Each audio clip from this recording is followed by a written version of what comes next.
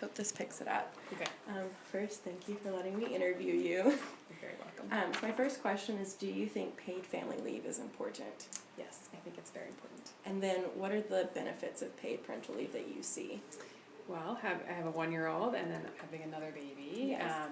And so the stress it places on the family to a lot of, I work in a job that I'm fortunate to have accrued time off and a flexible work schedule, but for a lot of people in our country that don't have that, it makes it very difficult. Both, at the time family has a baby, the time family has, bringing up a newborn. I think it places an incredible amount of physical stress and financial stress on a family. Yes. And then, so do you think there are real, tangible benefits, especially to infants, of having a parent at home while the parent's job is protected and their pay continues? Yes, I think that's very important. Brain science shows us the importance of the early years in a child's life.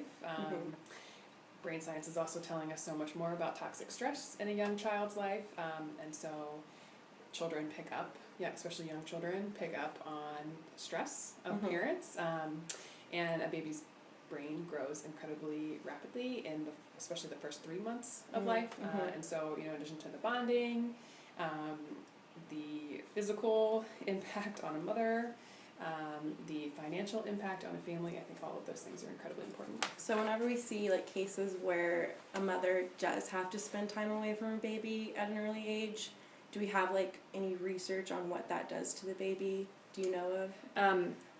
I don't know specific research, but yes, no, there's certainly lots of research that exists. For example, some babies that are born premature, a mom might have to go back to work. So if a baby is born premature and stays in the hospital, sometimes mothers have to go back to work while the baby is still in the hospital, so that when the baby returns home, she will have preserved her maternity leave, should one exist, in order to spend time with the baby. So I can see how that would take, it'd be very stressful for the mom and the baby. Yes. But I guess you just have to do it for financial reasons, right? Yes, and a lot of moms, let's say, kind of low skill labor, like in McDonald's or something like that, have to continue to work in order to continue to have their jobs, since it's not held necessarily on an ongoing basis. Why do you think paid family leave is such a controversial, legislation, I guess, in the United States? I think it's similar to a lot of the policy decisions we're seeing now, is that there is this perception that policies that support family are going to be bad for business, when in truth it's actually going to be better for business if employees have that balance between work and life, and know that jobs are protected, and know that they're going to continue to have earnings.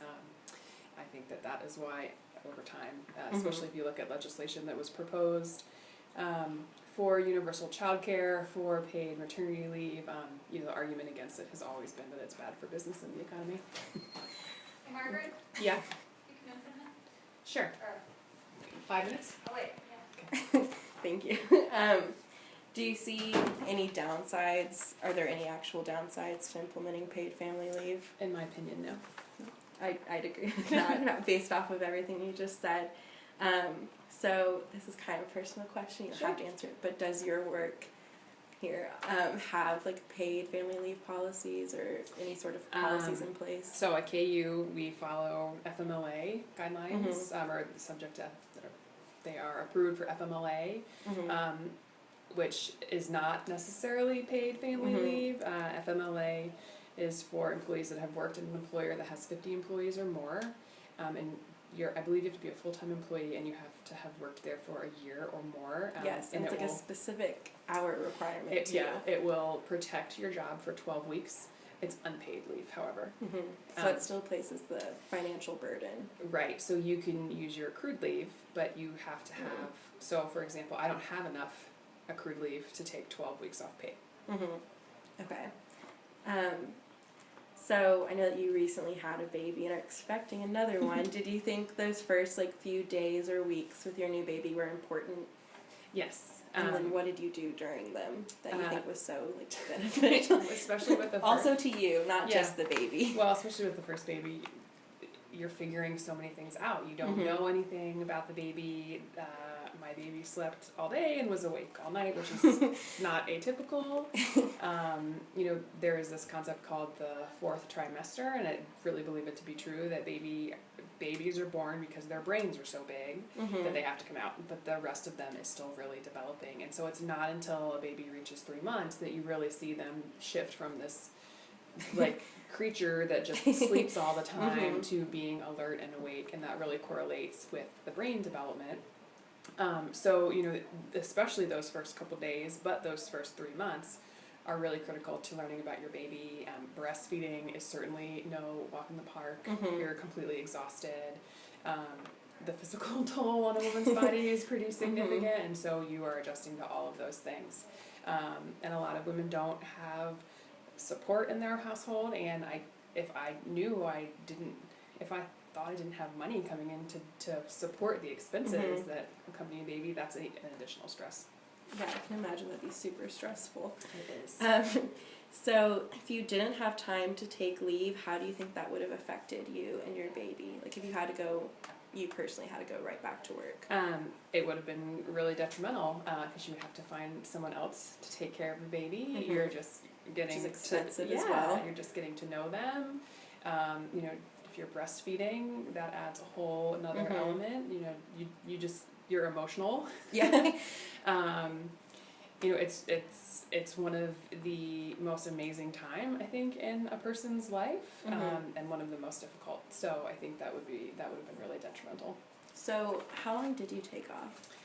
I took off 6 weeks full time, and then I worked part time another 6 weeks. But since unfortunately here it's flexible, that was a blend of bringing the baby with me to work, working from home, and taking some time off. So I was really able to be with my baby full time in one way or the other for the first 15 weeks. There were a couple of times, I had someone come over for a few hours and help, but I was never gone for an extended period of time. And that certainly made the transition to placing her in childcare A lot easier. Yeah.